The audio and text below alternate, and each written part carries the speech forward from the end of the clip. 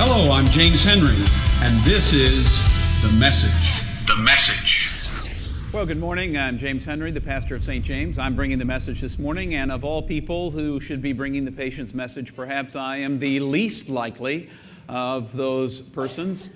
However, you're stuck. It's me. And we're going to take a look at this particular passage in the book of James, as well as think together about what patience really is. We talk about patience as a virtue. We talk about needing to develop patience in our lives. The funny thing is, St. James has known for a long time, the folks at St. James have known for a long time, my struggle with patience, because when I was ordained an elder, Sally Ramirez, who was our church secretary at the time and also went to annual conference that year in 1998, gave me a book for my ordination entitled Patience. And I just didn't take the hint. And finally I pulled the book off the shelf this week. I was very patient about how long it was going to take for me to read it, apparently. And I pulled it off the shelf and started reading it and decided I didn't like the book about patience at all, mostly because it was a total scholarly work. And I think, a total scholarly work is totally cool, but the truth is patience is something you need in your everyday lives. It's not something you need to read a kind of scholarly work about the theory of patience. You need to understand what patience looks like when you get up in the morning and when you go to work in the morning, or when you go wherever you're going to go in the morning, when you go shopping, when you have to wait in line at Costco or at Target or at Walmart or at Giant or someplace else, when you're driving your car, when you come home at night, and when the phone is incessantly ringing with people trying to sell you stuff and trying to get you to donate to their cause.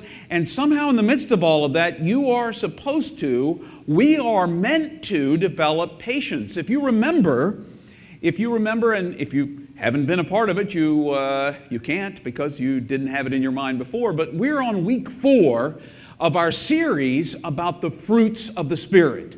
We talked about love. That seemed pretty straightforward and easy to do.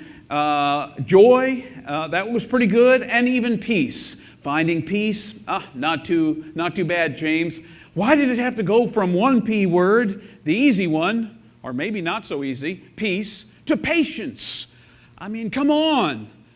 We live in a busy, crazy world where there are so many things demanding our attention, demanding a spot in our schedule. We are constantly filling up our time with thing after thing after thing because we think, and I think this is where the beginning of the challenge to patience is, we think that the only way to really drink in the fullness of life is to cram our schedules so daggone full that from the time we wake up in the morning, we feel we've got to rush to the next thing, to the next thing, to the next thing, to the next thing, to the next thing, to the next thing, until we drop exhausted in bed at the end of the day, only to repeat the same thing the next day. And you'd think the weekend would be better.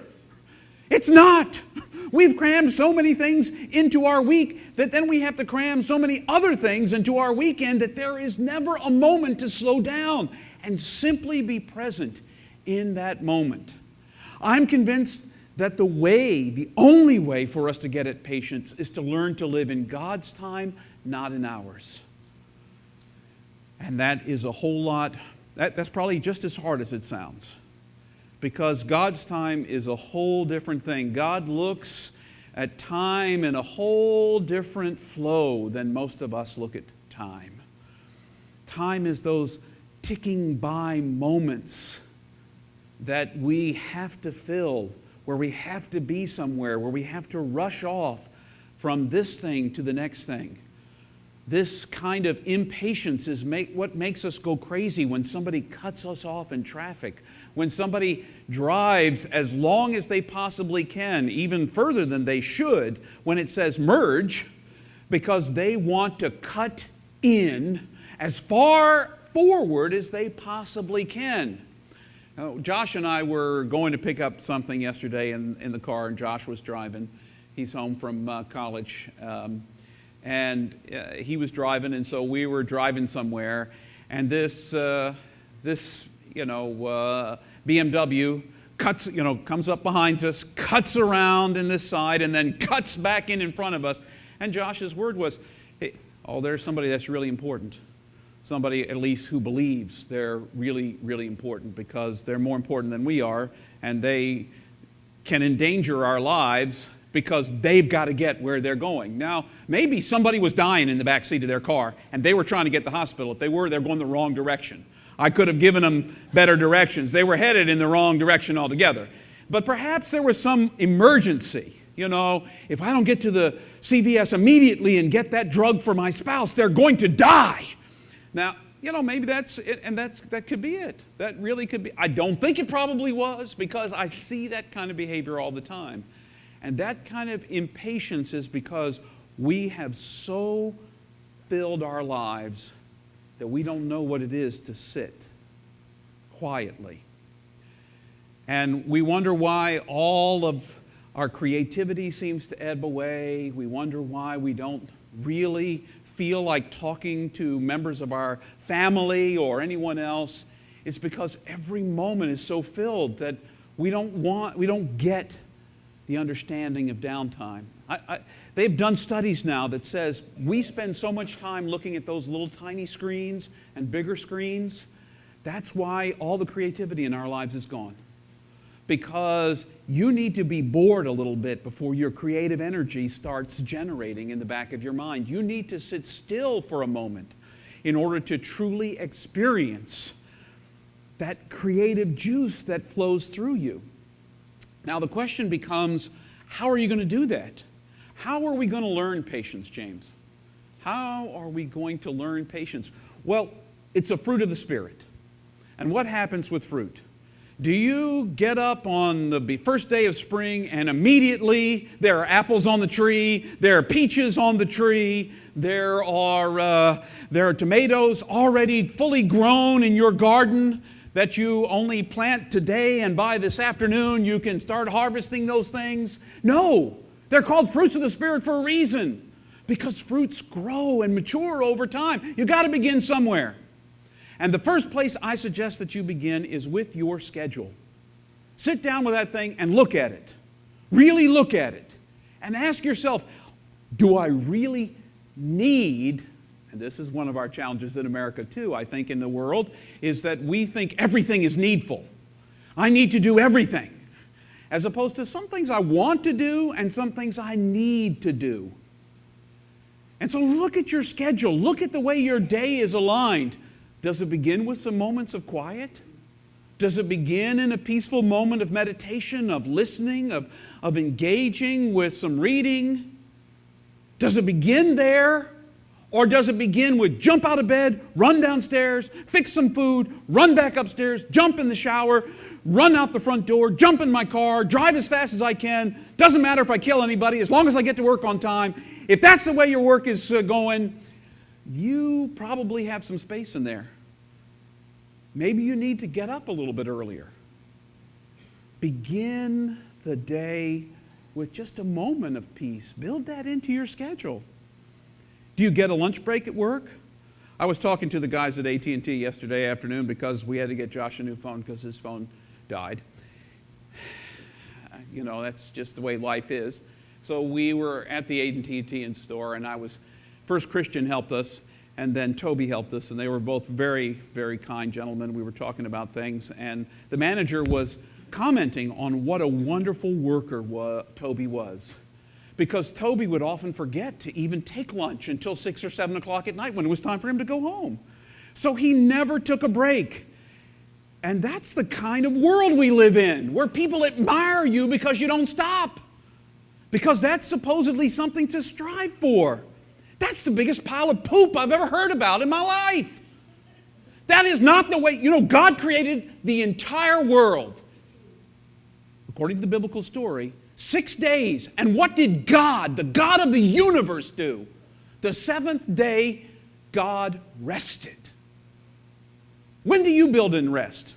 When is your Sabbath? Because if you don't have one, you must be better than God. You must be more powerful than God. You must be more necessary. The universe really hinges on whether you work 7 days a week, 24 hours a day. Apparently.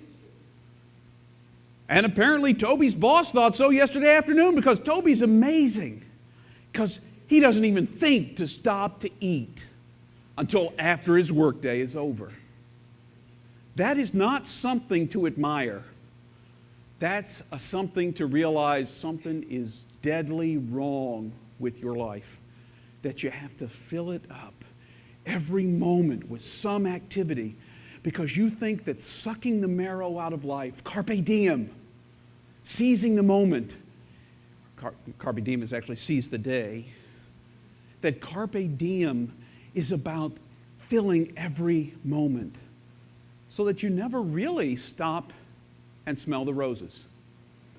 One of the things that's happened to me over the spring season is one of the things I do as part of my quiet time every day at some portion of the day is I take a long walk. And as I take a long walk, I've begun to notice things about the way the season changes. Spring isn't the same at the beginning as it is in the middle, as it is in the end. In the beginning, you just start to see the blossoms, the things that are pushing their way out of the ground. The bulbs and the annuals or the perennials, or I don't even know what they all mean, but in any case, they start to push their way out of the ground, and you start to know that maybe spring is coming. The crocuses aren't that smart. I've figured that out, because they'll push right up. They think, oh, it must be spring, when there's one warm day in the middle of winter. So you got this crocus, pops up, woo, and then snow covers it, and it's gone. But for many of the flowers, they start to come up, and the buds start to appear on the trees. And if you watch day by day by day, suddenly they get taller. I was showing Linda yesterday, she took my long walk with me, and we took the dog. The dog was not happy about the long walk, by the way. Reedy is a wimp. She's happy to go around the block a couple of times. She was flagging halfway through. She had to stop and try to eat a worthless piece of pizza that was on the ground that we had to pry from her mouth because of, but we pass all these yards. And this one yard has got all these different colored azaleas that are just so rich. There's a bright burnt orange one that's right adjacent to a beautiful red one, and a purple one, and a white one, followed by another red one. And there are all these colors that begin to burst out. I only began to notice the differences and the changes and the tiny flowers and all the other kinds of things when I began to take these long walks. When I drive through the neighborhood, I'm going too fast to see these things. I don't notice the flowers. And they're a rich gift to us every spring by this God that loves us right where we are. Are you missing spring? You hear about it, and if you've got allergies, you might not be missing it at all. You might have woke up this morning and you couldn't breathe, and things are draining and going bad, and you got headaches and all these kinds of things. But are you missing out on the beauty of what's all around you because you don't slow down long enough to actually, appreciate it, see it for what it is? When was the last time you actually stopped and had a conversation with people in your life? Not just the kind that's, so how was your day? Oh, good. And move on. When was the last time you stopped long enough to find out what was going on in somebody else's life? When was the last time that you enjoyed this fruit of the Spirit? Now, I told you before, there's a difference between the fruits and the gifts of the Spirit. The gifts of the Spirit, often we get specific ones, very particular ones given for the upbuilding of the body. Every one of you can have every one of the fruits of the Spirit. You can have love in your life. You can have joy in your life. You can have peace. And now you can have patience. I thought I couldn't have patience in my life until every morning I decided that there was nothing for me to rush to the office about, that I had to be here by 8:30 or even by 9:30. Nothing happens here. Quite frankly, I have sat in my office. I finally stopped sitting in my office, and I sit in Starbucks and other places because I could sit in my office some days for 5 hours. Guess what happens? I twiddle my thumbs. I get a lot of calls about trying to sell me a new copier, new paper, new office products, a new giving product, some new computer, something. I get maybe one call from a real person in a week.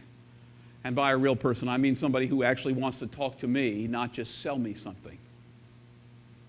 So why would you sit for hours and hours? And why do I rush out the door to get to a place where nothing's going to happen? What would it be like if I sat quietly in my chair, drank a cup of coffee, closed my eyes for a few moments, and thought of all of you? Named you before God. Named the things that are going on in your life. How would that change my life? Well, it radically changed my life. In 2013 in the fall, about 30 of us, I can't remember how many, of the clergy in the Virginia Annual Conference were invited by our bishop to go to South Korea to see what prayer looks like. If you think you've got a prayer life, you probably don't. I thought I had a prayer life. I didn't. Folks, every morning, 7 days a week in South Korean churches at 5:30 in the morning, the congregation gathers to pray. 5:30 every morning, they're in church. 5:30 every morning, they're praying. And when I say a few, I'm not talking about like if we did that here at St. James, a few of you would try. You give it a shot, maybe there'd be 3 of us. Maybe 4 of us. I'll be generous. 10 of us may show up at 5:30 in the morning to pray here in the sanctuary, but I'm being real generous now. We were at a church in South Korea, I kid you not, that there were no less than 1,500 people there to pray every morning at 5:30. Every morning at 5:30, and I saw a lot of the same faces. It wasn't that I did my time on Monday, so I got the rest of the week to myself. Every day they began in prayer. So what did I do? I came back from Korea inspired, and I began to pray every day. I prayed every day before. Don't get me wrong. As your pastor, I can tell you, most of my life, I've always prayed every day. It was probably a short one. Hey, God, good to see you, or feel you, or know you're around, or thanks for waking me up this morning, and thanks. And by the way, if you could, make sure the weather works out for me today, it'd be great. All right. Talk to you later. Bye. That's kind of my, now, these people were praying every morning for an hour. Some people, it wasn't good enough to pray for an hour. They would dismiss us after an hour of prayer at 6:30. Some people stayed in there and kept on praying. I tried to beat them into the sanctuary. One morning I woke up super early. At 4:30 in the morning I got up to go. I thought, because we were staying in the church building. They had a wing for folks to, visit and stay. I got up at 4:30 and thought, I'm going to beat people there. I go into the sanctuary. There's already 50 people praying in the sanctuary at 4:30 in the morning. I didn't beat anybody any time to prayer, nor did I stay longer than them, partially because my life was scheduled when I was there. But so now I came back and I began to pray every morning. I began to pray every morning. And I said, I'm just going to shoot for 15 minutes of straight prayer every morning, uninterrupted. 15 became 20, 20 became 30, 30 became 45, became an hour. And then my life began to change. My understanding of time began to change because suddenly now I wasn't living in James time. Because James time, let me tell you what, I like to be entertained. I like one thing after another after another. If I'm not reading a book, I want to be listening to a radio program. If I'm not listening to a radio program, I want to be talking to somebody. If I'm not talking to somebody, I want to be doing something else. I want to be watching a television program or going to the movies or meeting somebody for coffee or I wanted to do. And that's what it was. Salima got it. Suddenly my life was different. Because now I was kind of learning what God's time looked like. Suddenly I had time to think about all of you on a morning of the week. Now different ones of you came up on different days. Different faces. See, I have this kind of image in my mind of what you all look like. Tomorrow morning I'll remember. Ann was sitting over there and Melody's over there somewhere. She's hiding in the far back. That's a good place. She's playing. She's being baptized today, so she's allowed to play. So you got to get ready for your baptism, and playing is a good way. She's already learning patience, hanging out, having fun. My life was changed because I made God's time my time. Now, I'm not there yet. I'm not there yet. But I'm learning that if I follow God's time and not James' time, that maybe I don't need back-to-back scheduled events, that I don't even have time to make it to because they're too close together and they're at different ends of town. And it doesn't make me important to be able to open up my iPhone in the calendar and show that the whole day is multicolored from all the different colors of the time that I have filled up. That sometimes just the plain blank space is actually may mean that I'm doing more for God than I was when there was back-to-back things planned. Are you making time in your life when you don't have a plan? What if a friend calls you on the phone? If you're scheduled, a friend calls you on the phone and needs to talk to you. I'm sorry, I got to be here. I got to be there. I got to go somewhere else. What if you have a child and they come home from school and they need to talk about their bad day? Oh, I'm sorry, I'm busy. We can fit that in tomorrow at 7:30 p.m. I've got a window of 6 minutes. You can talk to me then. But I want to talk to you now. I still remember when Hannah used to come home from elementary school, and you all were gracious about, both Hannah and Josh, but Hannah especially comes to mind because she liked to come home from elementary school. I would be there. Of course, I'd pick her up and she'd walk home. And she'd say, Daddy, can we go for a walk? What if my life were so scheduled that I'd had to say every single time she asked that? Now, sometimes I had to say, no, we can't go for a walk today. But because of your graciousness with me, 3 out of every 4 times that she said, let's go for a walk, we went for a walk. And sometimes we talked about important things, and sometimes I can't even vaguely remember what was on our mind when we went for a walk, but Hannah just wanted to talk.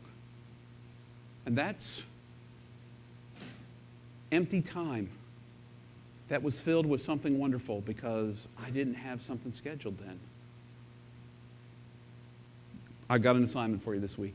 Every week so far in the Fruits of the Spirit, I've been giving you an assignment.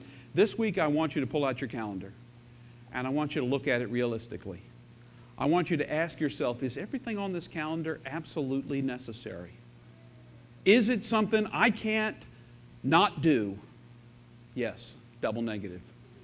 Is it something I absolutely have to do, or is there something on here that I can slow down, that I can set aside at least once in a while, so I have time to be quiet, to meditate, to be in God's presence, to listen, to take a walk, to see before the flowers disappear and it's all beautiful leaves of summer. Maybe now I can take a walk in the neighborhood and see somebody else's azaleas or tulips. Daffodils are gone. Too late. But there are lots of other things to see. Your assignment, look at your calendar this week and figure out what can you set aside.